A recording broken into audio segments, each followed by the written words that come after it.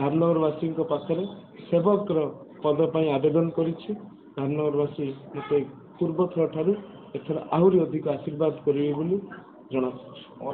जो प्रकार जनसमर्थन, जो प्रकार सहयोग, जो प्रकार आशीर्वाद, जो प्रकार आग्रह, उत्साह और ऊर्जा मु धन्यवाद देवाई मो पाखे शब्द क्षमतार अभाव रही। मु अकुंठ चित्तर कृतज्ञतार सहित समस्त को धन्यवाद ज्ञापन कर हृदय सहित एभली भल पाइबा, एभली स्नेह, एभली सदिच्छा, शुभेच्छा ये मो पाई विरल, अविस्मरणीय।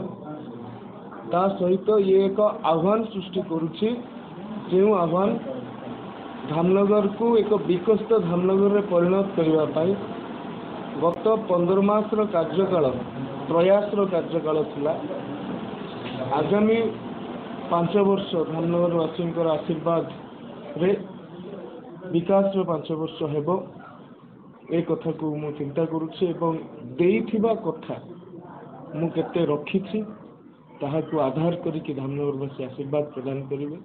आमे बन्या नियंत्रण कथा कहिथिलु, आमे युवक मान को रोजगार दवा कथा कहिथिलु, आमे कहिथिलु धामनगर रे मोदी ग्यारंटी रे जो प्रकार 60 घर ठू आरंभ करी श्मशान घाट पर्यंत सबू कथा उपलब्ध होउछि ताहाकु लोकों पाखरे पहुँचाइया पई हमर प्रयास करबा कथा कहिथिलु। विगत 15 मास भीतर आमे करिछु।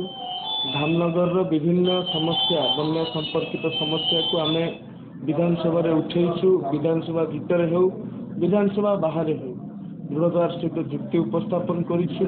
किछि समस्यार समाधान होइछि। बन्या बंध गुड़िक कैपिटल एम्बार्कमेंट हवा बाकी रही जाइछि। बंध गुड़िक आमे पिछु रास्तार परिणत करेइछु।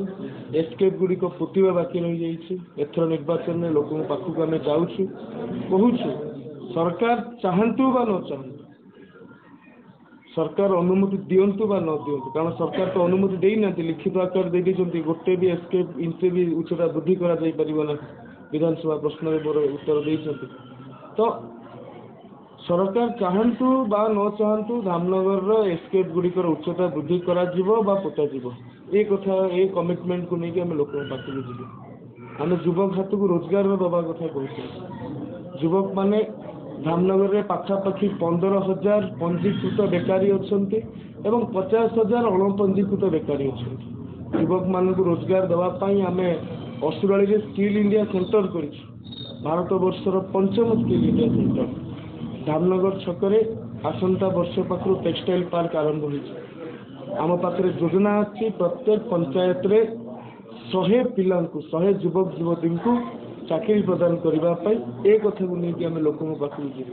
जो मैंने प्रधानमंत्री आवास रु वंचित होती, जो मैंने प्रधानमंत्री खाद्य सुरक्षा योजना रु वंचित होती, जो मैंने अन्य सरकारी आदबकारिता योजना रु वंचित होती, से वंचित लोक मान पाखरे उपलब्ध करने सरकारी योजना आम मैंने संघर्ष करूँ। दुई थर ब्लॉक घेराव 3 ब्लॉक धामनगर ब्लॉक केवल प्रधानमंत्री आवास को लेकिन आम कर।